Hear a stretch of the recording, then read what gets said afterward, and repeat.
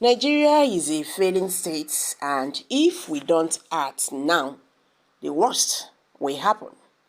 INEC ex-chairman Atairu Jega, a former chairman of the Independent National Electoral Commission INEC, Professor Atairu Jega, has warned that Nigeria is a failing state and the leaders and the citizens need to safeguard the system in order to prevent the worst from happening. Welcome back to Prospect Channel TV. Thank you for coming out here. If you're just joining us, please kindly subscribe to this channel and don't forget to give us a thumbs up. Thank you. A former chairman of the Independent National Electoral Commission INEC, Professor Atairu Jega, has warned that Nigeria is a failing state and the leaders and the citizens need to safeguard the system in order to prevent the worst from happening. Jega, who presided over the 2015 general elections, noted that Nigeria has a coagulated presidential system which is not the best in the world, while calling on the leaders to reduce the cost of governance.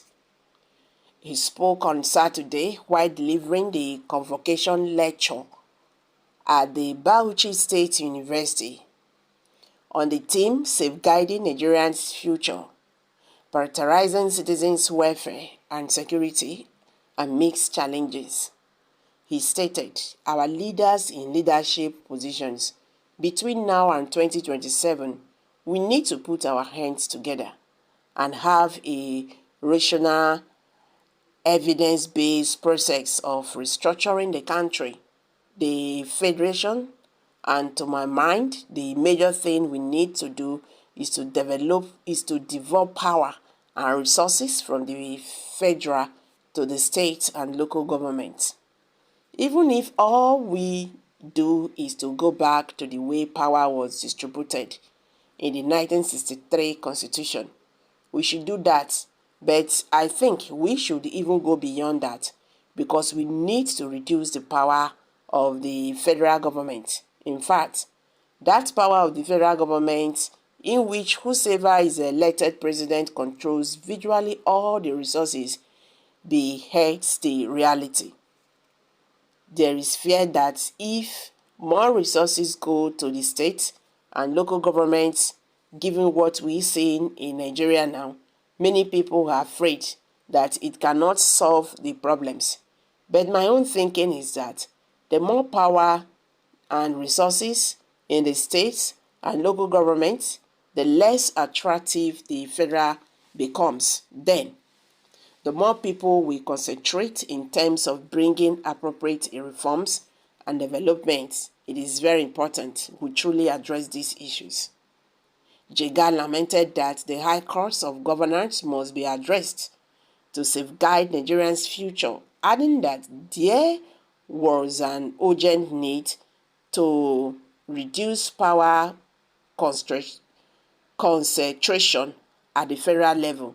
He accused the executive arm of government, both at the federal and the state levels, of reckless spending and abuse of power, saying Nigeria was heading towards a failed state because the political class had taken power to destroy the institutions rather than build them. In addition to that, they have raised the cost of governance in such a way that it is a serious challenge that can put Nigeria in jeopardy, he added. Jega emphasized that the need for constitutional amendment, particularly on policy decisions to cut the cost of governance.